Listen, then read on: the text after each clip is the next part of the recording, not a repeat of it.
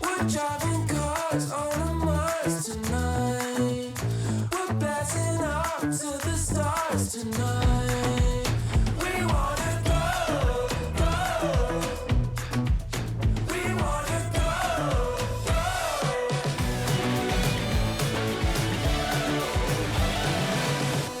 I love this time of year in Adelaide. The weather is changing, there's a chill in the air, and to me, that's the perfect time to be getting out and exploring.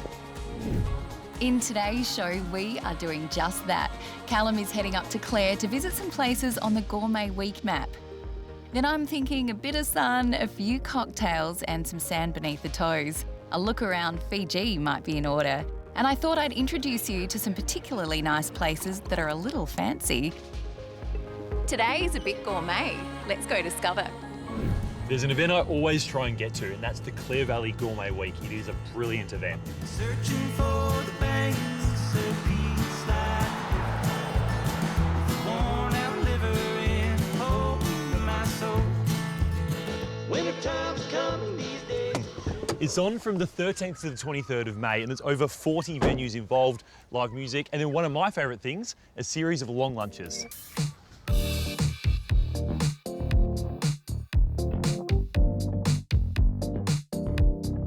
So the 38th SCA Clare Valley Gourmet Weekend, we're really excited. It's evolved from just a singular weekend to a 10-day festival. We've got dinners, we've got beautiful long degustations, we've got wine blending, you can even learn to do some painting in there, dinner under the stars, there's yoga, there's so many different events for so many different types of people. We've got the short trip, so you can catch a bus up from Adelaide on that first weekend, and then there's the bus loops all day that you can drive around to do lots of different wineries. So if you've only got the day, come up for the day, you don't even have to worry about driving. Now, Ali, I'm no stranger to your winery, or wineries generally, and I reckon this is a pretty familiar scene, right? Beautiful cellar door, beautiful wine, but this is new. Can you please tell me why there's headphones in front of me? It was a COVID invention, to be fair. We couldn't do our big degustations and our dinners, so we thought, how can we interact with people and have them come and enjoy these beautiful degustations? Here you go. Cheers. Cheers, by the way, because it's very important to have a bubbles in the morning. Okay, so let's give it a go. How does it work? Okay, so you've got your headphones paired up to your phone. You don't have the techie phone, we have everything preloaded on a tablet. What we created was these little video snippets with our chief winemaker, our head chef. So we basically take you through 6 courses, and each course you scan a QR code in there, and then it takes you through to a little video that explains the wine, the food matching, how it all goes together. They're 3 to 4 minutes each little video, so it's just a nice little introduction, a little explanation on how it all works, and then you get the food presented in front of you. You've got your wine there, and then away you go. When we think of food and wine, we might think of our taste, or we think of smell, you think of maybe even touch and those other senses. But I think that sense of hearing actually has a really important part to play in how we enjoy an overall experience. And I think so. Bringing in that extra dimension, I think is actually something really cool and really special. So well done. Well, thank you. Yeah, no, it's very exciting. Okay, so next up, it's Killer Canoon. These guys have got an event that's not to be missed. Wine and dine near the vine. So behind me here in this vineyard, which is the famous Tregay vineyard, is where we have our Wine and Dine Near the Vines event as part of the Clare Valley Gourmet Week. It's a wonderful event for Killer Canoon. It's sold out every year, and it really is an opportunity for some of our best members and others to really get to know some of the great wine that is made in the Clare Valley. It's just a degustation menu which is matched to Killer Canoon wines. Starts at 7 p.m. and then just goes on through the night with some wonderful local talent in terms of live music as well. So, you know, quite a festive start to the whole week. The event's on the 13th of May, so you can jump onto the Clare Valley Gourmet website for all the details and to book. And if you're after something less formal, Seed Clare Valley are hosting a launch party here in Burton Lane. Let's chat to Sam to find out what the deal is.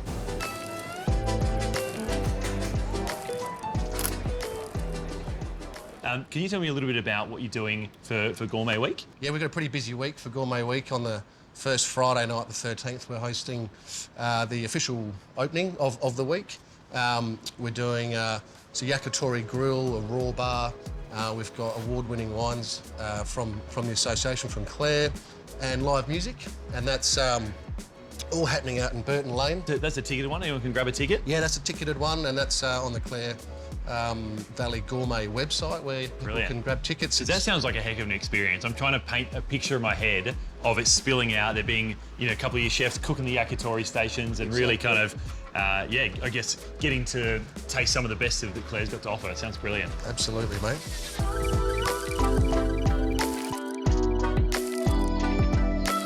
Now, I know that some of you think Clare's a bit of a drive, but honestly, I got here in an hour and a half today. Quick as. The festival does go for the whole week though, so why not stay for a couple of days?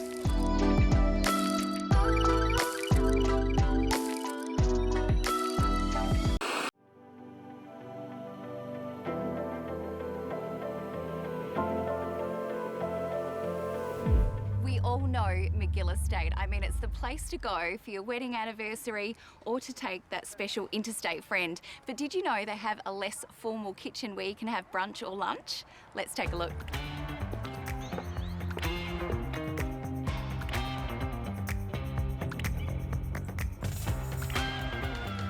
So McGill Estate Kitchen is more of a casual approach to what we do at the restaurant.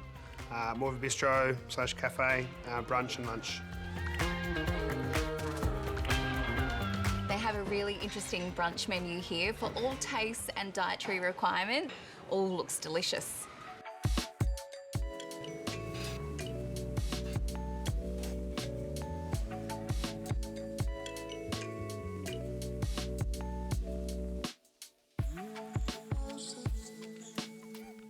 This looks so good. I have gone the house-made bagel with smoked salmon and poached eggs. It smells amazing, the fresh dill.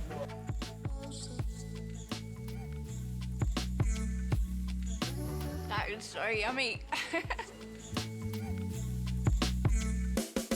I don't know about you, but I could linger here for hours.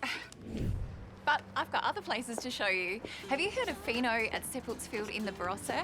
Well, owners David and Sharon decided it was time to do something in the city, so they've opened Fino Vino.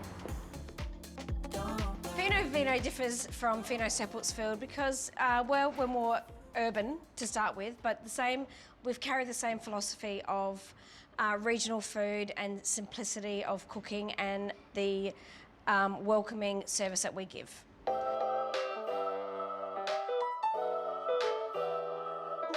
It's got a good city vibe, a bit more, it's really relaxed, and I suppose, you know, when people walk through the front door, they feel like they're at home. We just wanted to open a really beautiful, thoughtful venue. Our food is pretty much what David has been cooking for a long time. It is just very simple, produce-driven, fresh food.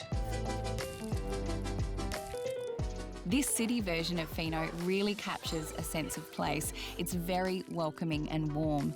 Bridget Olsen, a local artist, has painted a series of beautiful understated pieces that really match Fino Vino's style. This looks like it belongs in a field. Where do you source your mushrooms from? All these mushrooms are from Fleurieu Peninsula. So there's a young couple who grow mushrooms down there for a number of really nice restaurants in Adelaide, and they drop them in twice a week to us. Phenomenal, thank you. Another winning restaurant for David and Sharon right here in Flinders Street. They're open for dinner Tuesday to Saturday and for lunch Thursday and Friday. Aren't we lucky? And to end my gourmet discovery today, I'm at Hotel Indigo's rooftop bar.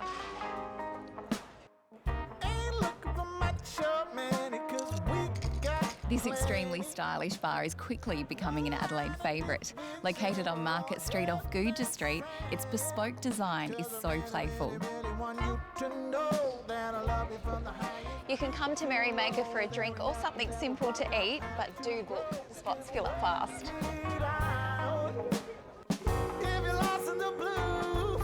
A perfect place to watch the day end.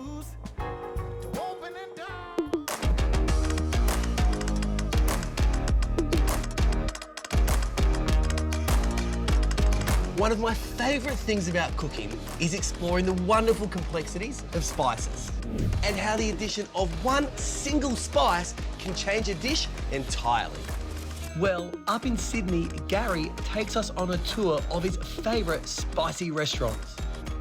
Now that's my type of tour. Let's check it out. Do you want to know how to brighten up a dull day? Get some spice in your life, and plenty of it.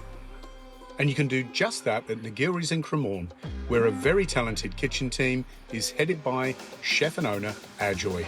So what's your food all about? My food is about keeping it very simple. And I like to play around with minimum spices, but those 5 or 4 spices that I use, they need to shine. Ajoy's go-to spices are curry leaf, pepper, fennel seeds, cassia and turmeric. And they really sing when they're added to something like fresh paneer, which Ajoy makes daily from scratch. So that's just like a nice little chefy neat knot. Correct. And essentially you're draining the whey from the curds. The finished paneer, which is then pan-fried with those beautiful spices and a mint chutney, is incredibly tender, and it's served as an entree with a nice hot paratha. It's not hot, if people are wondering, but it's just fragrant, aromatic, and what a lovely way to cook paneer.